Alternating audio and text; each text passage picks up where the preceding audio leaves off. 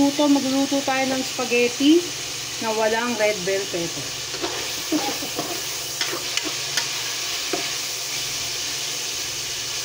At pinrito muna natin guys yung manok. So inaano lang muna natin yung manok natin guys.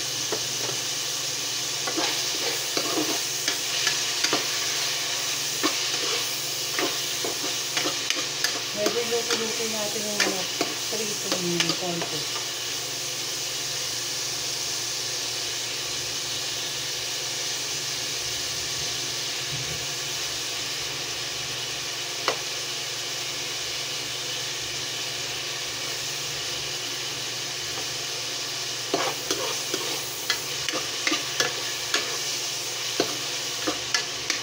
Manok at at sausage yung ating sahog.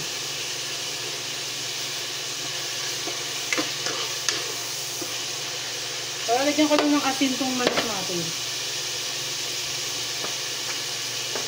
Pink salt. Para magkaroon ng lasa na yung manok, yung sahog.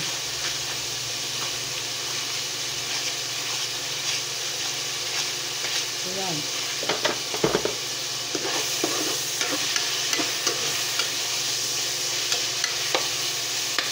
Kaya lang natin siyang ganyan guys. Pagkatapos yan, saka natin lalagay yung bawang at sibuyas.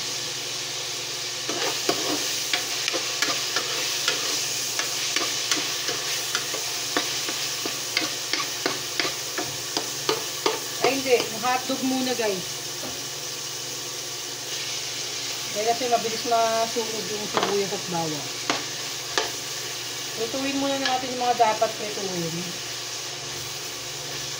Yung mga sahog natin.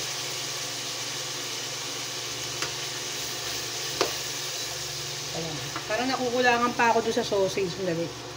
So, dagdag lang ako ng isang ganto. So, ito yung gamit natin, Pure Foods Deli Cheese Franks. So, napakasarap nito guys talaga. Ito lang yung binibili ko talaga guys na maaasahan na branded talaga. So, hindi na ako bumibili ng mga red hot dogs. So, mas masarap ilagay ito sa spaghetti. Kung makikita nyo guys, tingnan nyo naman napaka-solid ng ating sausage, diba? Nakita nyo yung cheese, talagang hindi tinipid sa keso yan guys. Sobrang ganda niya, tsaka pag inaano siya, pinakukuluan, piniprito, talagang nandun pa rin yung pagiging cheese niya, yung sausage. Hindi yung naghihiwalay-hiwalay, naaalis yung pagka-cheese. Yan. So, ganyan-ganyan yung natin. Ang bango na agad guys. Sausage and manok. Guys, ang ating sahog. So, nag-spaghetti tayo, laging ganyan.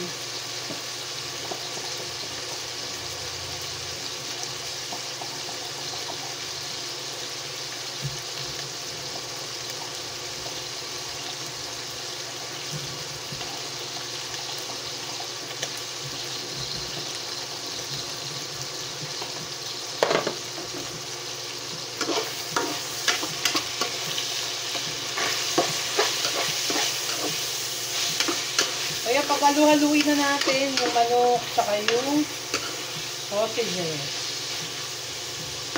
Sobrang bango guys. Grabe, nakaka-excite kumain ng napaka-masarap na spaghetti.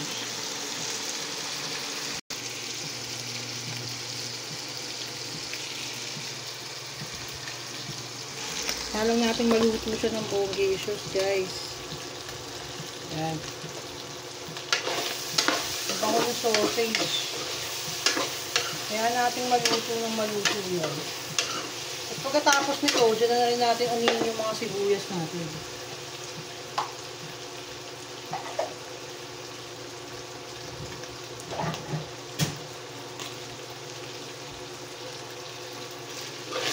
So, para hindi sayang yung pagluluto natin guys, di ba?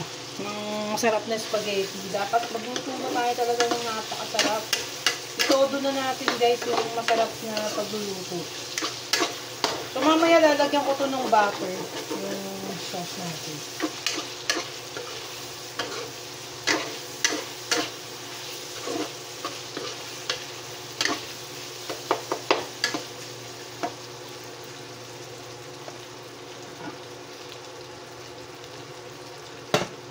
So, hindi ako dito magluluto ng sauce natin dito sa kawalin ko dahil kasi masusunog, guys. Doon tayo sa stainless. So, lilipat ko yung ano ko, guys, yung pasta ko dito sa stainless. Sa ano natin, stainless lilipat eh. Lilipat ko yung pasta dito sa ating rice cooker dahil wala tayong ibang lagayan kundi yung rice cooker lang. So, ito na nga. Ililipat ko lang saglit habang piniprito natin yung ating mga sahog. Yan. So, inaan ko lang ng konti para hindi siya majunog. So, iniluto nating pasta siguro 1.5 kilo. Ay, hindi. Kalahati lang. Kalahati lang to. Kulang-kulang 1 kilo ata, guys. Kasi may sobra ako dito eh. Parang 1 kilo nga to, guys. So, yan. So, ang pangit magluto dun sa ano, guys, dun sa kawali ko. Hindi siya magandang magiging resulta niya. Kaya, ano, nilipat tayo ng lutuan. So, sana nga magkaroon na tayo ng ceramic na cookware, guys. Kasi yun yung pinaka-safetiest cookware. Bukod sa mga stainless, guys. So, ito nga yung mga ginagamit natin sa ngayon.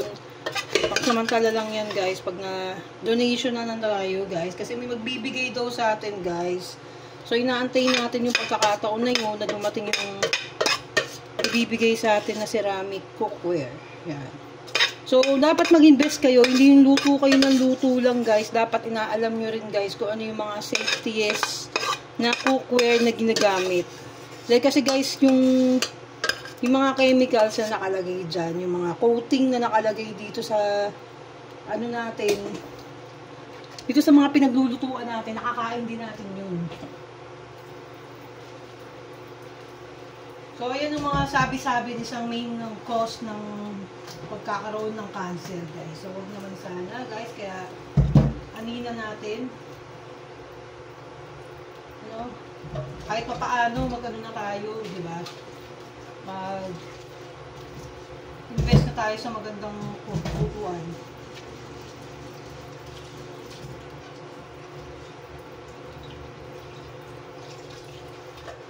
Huwag yung luto lang tayo ng luto ng ano, di ba? Kahit yung ginagamit na nating kawali, yung as in nakakaano na yung ano, guys, yung tanggal-tanggal na yung coating. Yun yung pinakadelikado, guys, eh.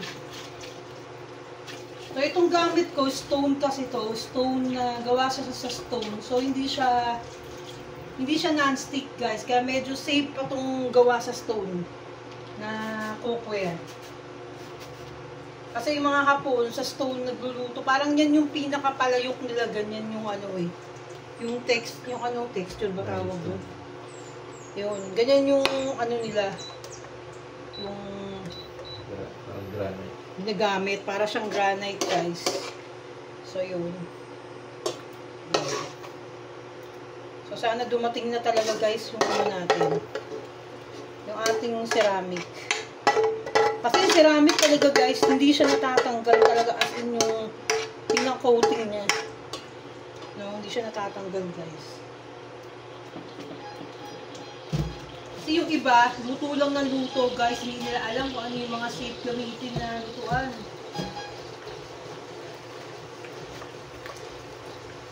So, in fairness dito sa ano ko sa luto akong stone, ang bilis nang matanggal yung mga dumi. Yung mga dumi niya sa palipaligid. So, ayan na nga.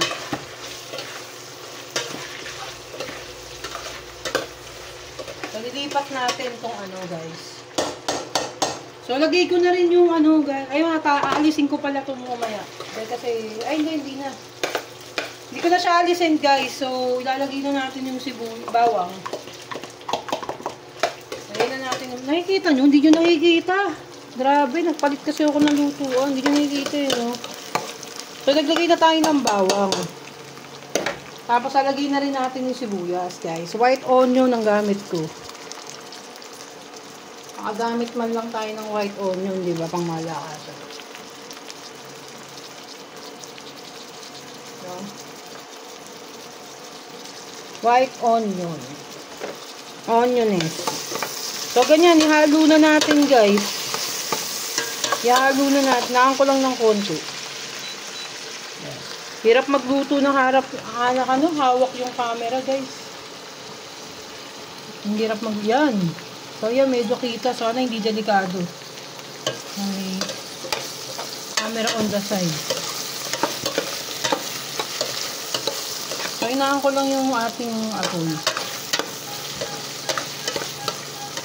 So, pwede rin ibalik ko dun, magluto dun sa ano, guys. Ang hirap. Hindi ko nakikita eh. Dali lang. Babalawan ko lang kung ano ko kawali. So, dapat ano lang siya, mahinang plate lang. Mahinang lang. Power lang na mahinang.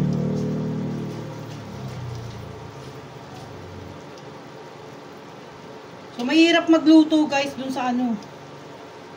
Hindi ko maano. So, bumalik tayo dito guys. Balik natin yung ating hirap na boy. Ang hirap ng buhay. Ay, hindi. Madali ang buhay. So, ang buhay natin ay pinapadali. Huwag natin sabihin yung mahirap. Dahil kasi, lahat ng mga sinasabi natin, nagkakatotoo yun. So, dapat, positive thinker tayo. Hindi tayo puros negative sa buhay. So, yan. Lagyan ko ulit ng ano, guys, ng konting mantika na coconut. So, ano natin, buhos natin ulit. Yan. So, nakikita nyo na ngayon, guys. So, mahinang ano lang gawin natin. Tapos ito, yung pinaggisahan kanina, kung lalagyan na to, pwede lagyan ng tubig. Dahil yung katas niya nandun pa. Yung katas ng mga onions, yung mga sibuyas. Onion. Yung mga onion, sibuyas, onion. Garlic, onion. So, ayan, di ba? Nakita nyo? So, nakita nyo ganyan. So, kakapit ngayon, guys, dyan, yung lasa. Lasa ng bawang, tsaka yung sibuyas, dun sa sahog natin, guys. So, ganyan katindi yan. Ganyan to the highest level yan, guys. So, sobrang pagka-levelness tong ginagawa natin, no? So, hayaan lang natin na kumulo ng ganyan. Yung mga sibuyas. So, nakikita nyo, hindi ko siya masyadong piniprito. Dahil kasi mas masarap tubig na lang. Doon na lang natin lutuin yung bawang tsaka sibuyas. Diba?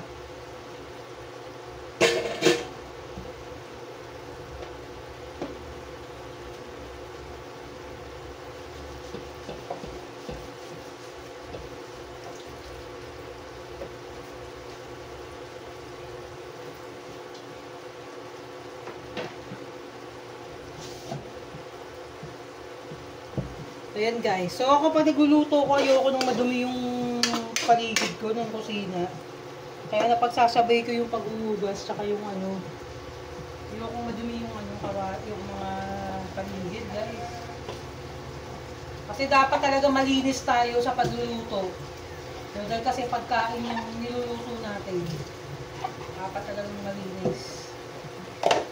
Tsaka iwas tayo sa langaw, di ba? Kasi yung iba, kaya nagkakalangaw-langaw, katulad dun sa mga karinderya, diba? Kasi madumi sila guys, madumi yung paligid nila, hindi nila kagad-kagad nalilinisan yun. Kaya tendency nun, lalangawin talaga. Diba? Tapos pag nilangaw na, hindi natin alam, pupunta na yung langaw doon sa kakainin, diba? So, yun yung pinaka-sad part ng pagiging sa karinderya.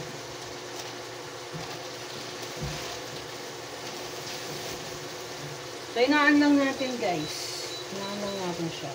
So, ayan lang natin siyang ganyan na kumapit talaga yung pinaka-aroma niya tsaka yung pinaka-katas ng bawang at sibuyas. So, ayan na, ituloy na natin ang pagluluto natin guys. So, ayan na. So, medyo kapit na siya, diba guys? Medyo anong-ano na siya. Ang sarap na ng amoy niyan. So, pwede nyo na rin siyang lagyan ng ano dyan, guys. Kung ano yung gusto nyo lagyan. Paminta. Pwede nyo na siya lagyan ng paminta doon para kumapit na rin. Konti lang lalagay natin ito. Kasi baka umanghang naman. Lagyan na rin natin ng paminta, guys. Para kumapit na doon sa sahog natin, di ba? Mga hotdogs natin. Yan.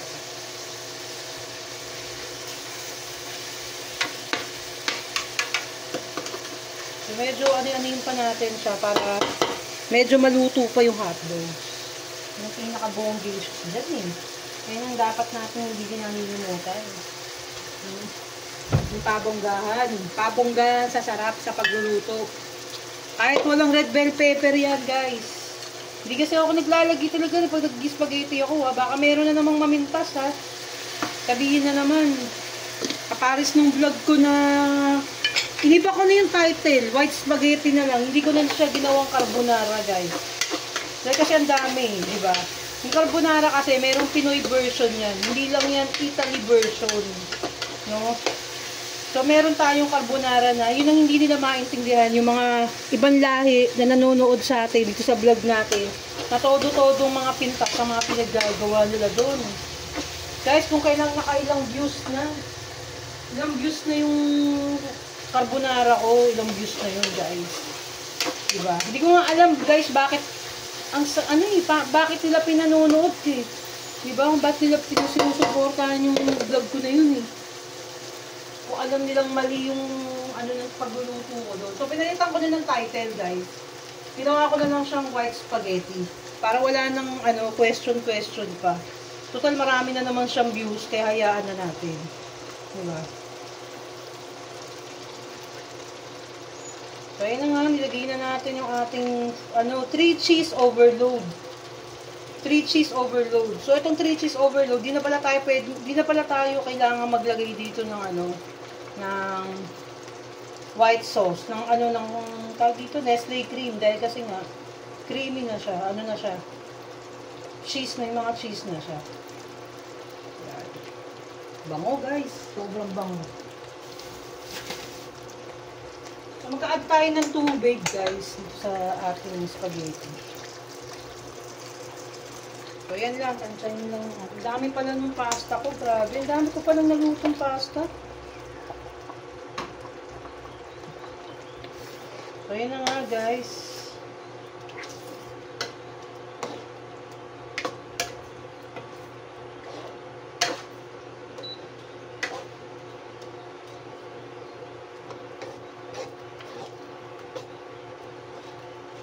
Pakaluan lang natin ito. Mako muna, guys. So, lalagyan natin ito ng broth cubes.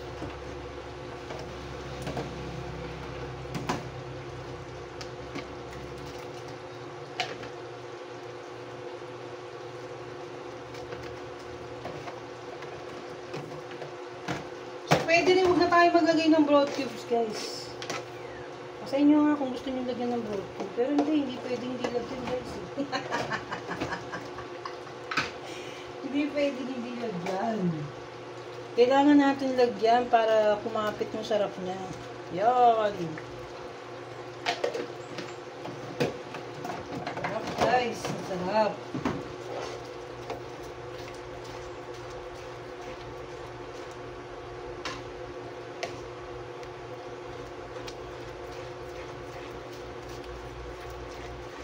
Tsaka pag nag-spaghetti ako, guys, ngayon medyo tipid lang ng konti, guys, kasi pag talagang gumagawa ako nito, maraming bawang, guys. Dinadamihan ko yung bawang niya. Kulang pa to, ha. Mamaya pa natin siya titimplahan, ha. Pinakukuluan pa lang natin siya ng bongga, guys. Mamaya na natin siya timplahan. Lalagyan pa natin ng sugar yan, guys, para balanse yung pinakalasa niya. Diba? Pakuluan natin ng pakuluan. So, ito yung gamit nating cheese, guys. Ito yung cheese na Magnolia talaga. Talagang swak na swak talaga yung lasa nito. Hindi siya ganun kaalat, guys. Talagang as in. Bonggisius ang lasa niya. So, ayan na nga, guys. So, mag-plating na tayo, guys. So, ready na, guys. Nakaluto na tayo. So, plating na tayo, guys. Okay? Magpa-plating na. Ang mga patay gutom. So, yan ang pasta. Platingness. So, ganyan ang pasta, guys. Yan. So, napakasarap nito guys. Sabi. No? Sahog pa lang guys. Angkan pa. Sahog pa lang. So, ayoko kasing gumagamit guys ng spaghetti. Mag-spaghetti ako guys na ano. Yung gamit mo, corned beef, yung ganun. Hindi ako nagagandahan guys. As in talaga. Hindi siya matatawag na ano. Ayoko ng ganun guys. Gusto ko talaga yung talagang may lamang ka talagang makakain. Diba? Ang sarap nga nung gumawa ako doon sa best friend ko. Nagluto ako ng chicken alfredo. Sobrang sarap guys talaga. As in talagang grabe. Yung talaga yung manok niya, makikita mo yung manok. Diba? Talagang makakain mo yung manok. Kasi hindi tinipid, guys. Ayan. So, bumabaksak, guys. Guys, nakita nyo ba? Bumabaksak yung sauce. Guys. Ganyan kalupit, guys. So, yun na nga. So, lagyan na natin siya ng cheese sa ibabaw. Spread the cheese. Oh, lala. Sobrang sarap. Guys, grabe oh. Ako pag kumakain ako ng spaghetti, gusto ko maraming cheese guys. Kasi ayoko nang tinitipid sa cheese. As in. So yan na, nakita nyo na ang kasarapan para siyang pizza. Ang sarap niya, bongga. So yan na nga guys. So yan na, nakagawa na tayo na napakasarap. Sana na-enjoy nyo ang aking pagbablog sa pagluluto nitong spaghetti natin. So, magluto na rin kayo, gayahin nyo na rin yung aking recipe.